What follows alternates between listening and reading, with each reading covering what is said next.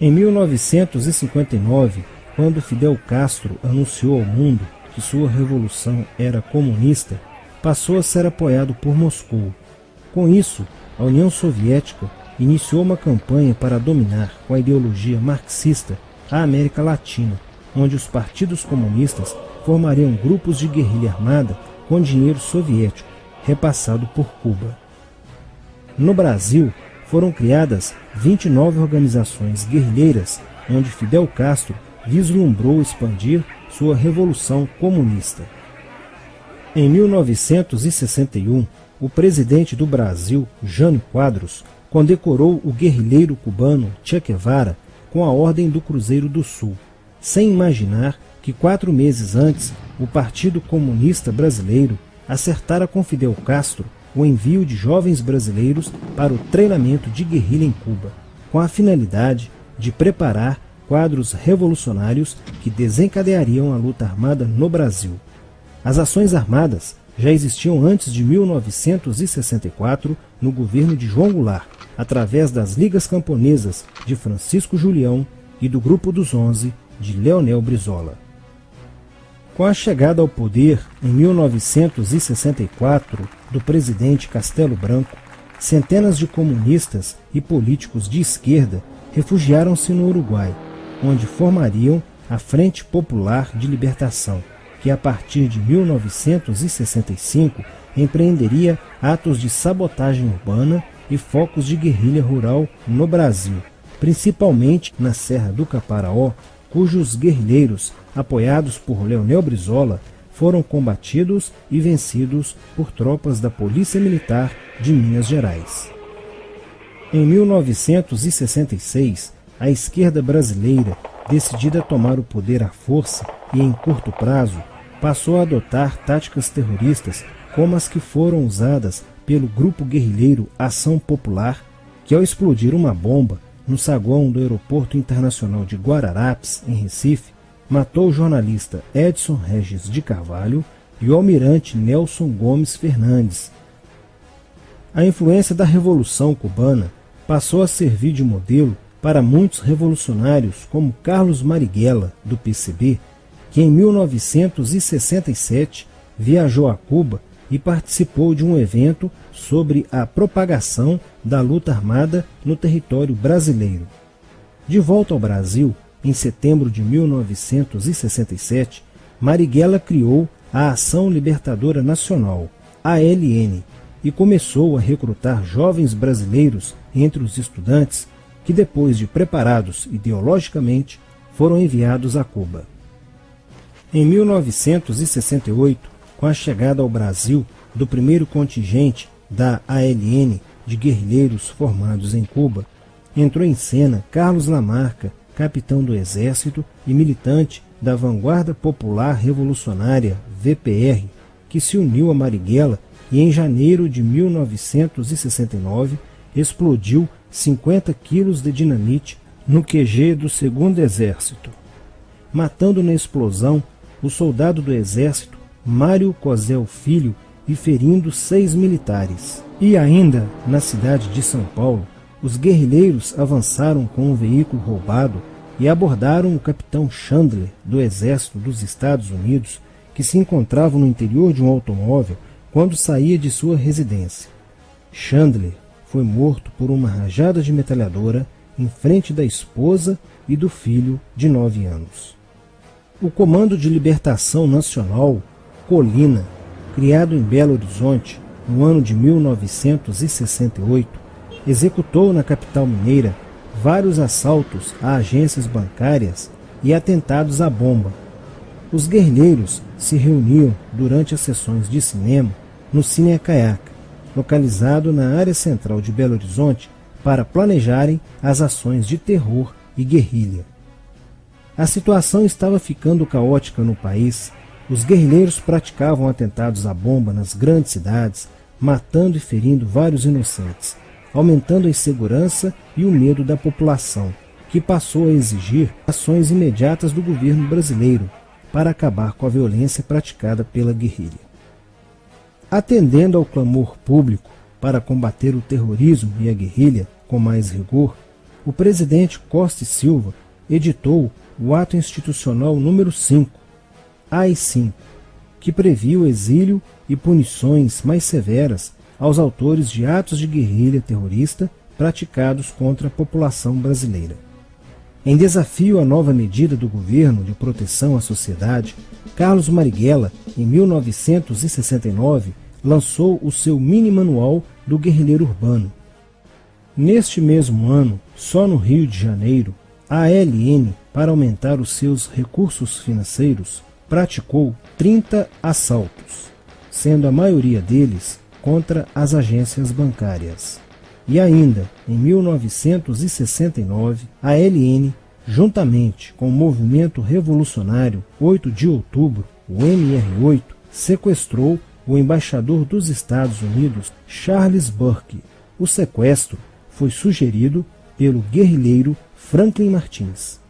Os guerrilheiros exigiram a libertação de 15 presos políticos, dentre os quais se encontrava José Dirceu.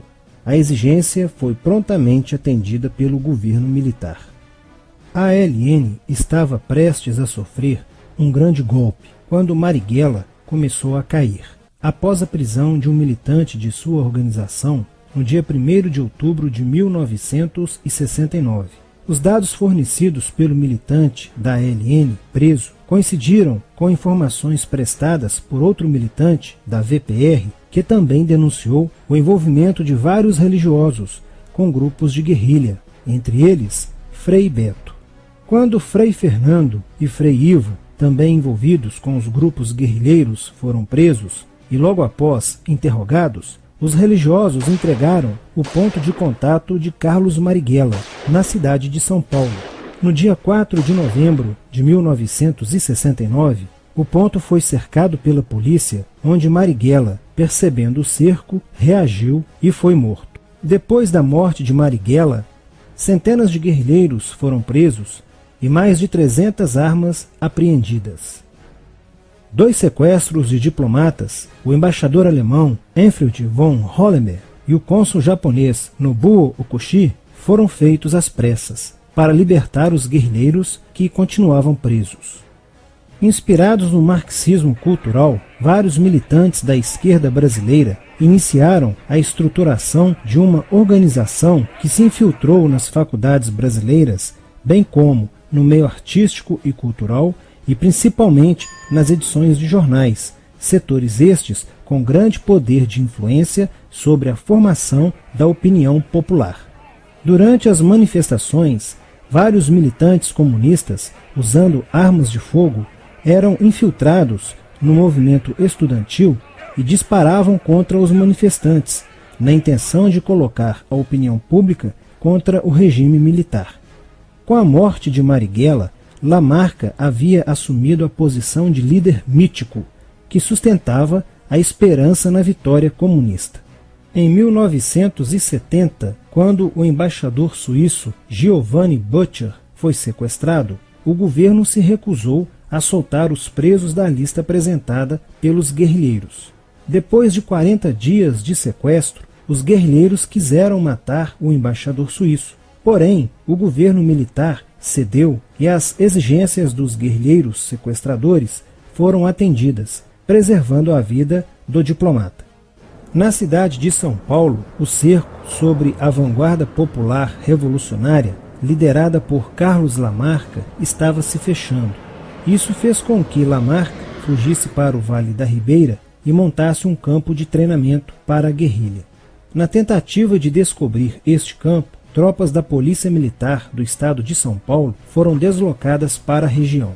No dia 8 de maio de 1970, um pelotão comandado pelo tenente da Polícia Militar, Alberto Mendes Júnior, foi emboscado e rendido por guerrilheiros da VPR. O tenente Mendes foi feito refém e obrigado a seguir com os guerrilheiros na direção de Sete Barras. Depois de um dia e meio andando pela mata, Lamarca formou um tribunal revolucionário e decidiu matar o tenente Mendes, que teve o crânio esmagado por coronhadas de fuzil desferidas pelos guerrilheiros Diógenes e Fujimori.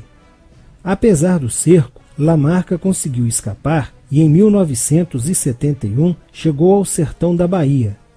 Depoimentos de guerrilheiros presos em Salvador levaram o exército ao esconderijo de Lamarca, que, estando armado de metralhadora, reagiu à prisão e foi morto. Após a morte de Lamarca, o número de militantes presos era bem maior que o número de guerrilheiros em ação no Brasil. Os guerrilheiros, percebendo que o cerco estava se fechando, passaram a sequestrar aviões comerciais e obrigar o piloto a desviar para outro país, onde pudessem se exilar. 4 desses aviões foram desviados para Cuba. Os guerrilheiros comunistas estavam perdendo a guerra. Os militantes que abandonavam as armas eram acusados de traição nos tribunais vermelhos e executados pelos próprios companheiros, em atos de justiçamento.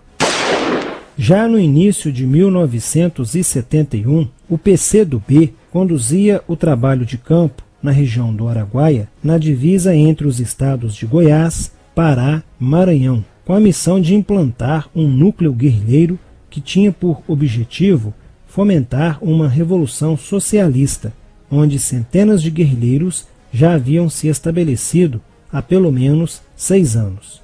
No início de abril de 1972, o presidente Médici enviou à região do Araguaia equipes especializadas em inteligência que, da busca do conhecimento sobre a atividade clandestina, logo efetuaram as primeiras prisões, entre elas a de José Genuíno, primeiro guerrilheiro preso no Araguaia.